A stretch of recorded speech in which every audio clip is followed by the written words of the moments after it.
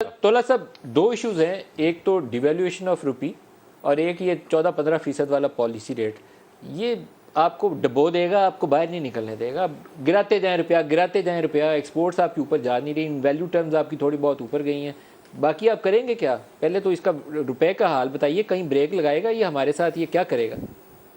नदीम भाई, जो ये आप दोनों बातें कर रहे हैं, मेरी आप अगर पिछले 4-5 सालों की अगर आप उठा के देख लें, और बल्कि मैं जब मिफ्ता इस्माइल साहब पहले भी थे तो ICAP के फंक्शन में आए थे, उस वक्त भी मैंने इनको कहा था कि दिस इज़ डिज़ास्टर, कि अगर आप डी वैल्यू करते हैं आपकी रेसिपी, बिकॉज आपकी अनडॉक्यूमेंटेड या पैरेलल इकॉनमी बहुत बड़ी है।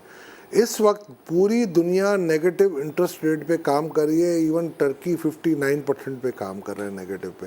हर महीने मैं ये फिगर अपनी पब्लिश करता हूँ, आज भी हमारी रिपोर्ट में ये छपी हुई है। आप वाहिद कंट्री हैं दुनिया की इस वक्त जो आप पार पे चल रहे हैं। आपकी जो इंटरेस्ट रेट, आपका जो इन्फ्लेशन है 13.76 है, और आपका इंटरेस्ट रेट या पॉलिसी रेट 13.75 है।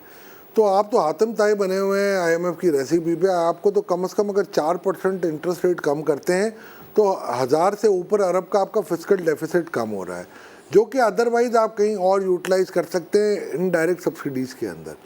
दूसरी तरफ ये जो पैरिटी आपका, जो आपने बिल्कुल ही हथियार फेंक दिया आपने, वो आपको इतना नहीं जल्दी से फेंकने चाहिए थे, क्योंकि ये पैरिटी इस वक्त जो चल रही है, मैं आपको दावे के साथ कह सकता हूँ कि ये स्पेकुलेशन की वजह से चल रही है, या कुछ होल्ड बैक्स हैं एक्सपोर्टर्स के कि जिनकी वजह से ये चल रही है। अदरवाइज़ मैं आपको क्लियर बात कहता हूँ कि ये पैरिटी 175-180 से ऊपर नहीं हो सकती। इन दोनों फैक्टर्स को मैं लेता हूँ, और अगर स्टेट बैंक की रिपोर्ट भी देखता हूँ, हमारी रिसर्च भी यही कहती है कि 10 रुपये पे 1.5% की आपकी इन्फ्लेशन ऐड होती है। अगर इन दोनों को फैक्टर्स को मैं लेता हूँ तो 3% आपकी कम से कम इन्फ्लेशन में कमी आती है, और अगर 3% कम आती है तो आपका ऑटोमेटिकली इंटरेस्ट रेट 10% पे आ जाता है। और इस 10% पे आने के बाद आप कम से कम 800 से 900 बिलियन रुपीस का फिस्कल डेफिसिट कम कर सकते हैं। तो ये बड़ा सीरियस थॉट है, and you need to make them understand. ये ऐसा ज़रूरी नहीं है कि स्टेट बैंक आपको या IMF अगर कुछ कहता है तो आप मिनो तस्लीम कर लें। जहाँ तक आसिफ साहब ने बात की, लेकिन इसके ऊपर हमारी कोई ब्रेनस्टॉर्मिंग इंटरनली भी होनी चाहिए। आसिफ पीर साहब से भी इस पे राय लेते हैं। मैं एक चीज़ सिर्फ ये कह दूँ क्लैरिफाई करने के लिए from a political stand point.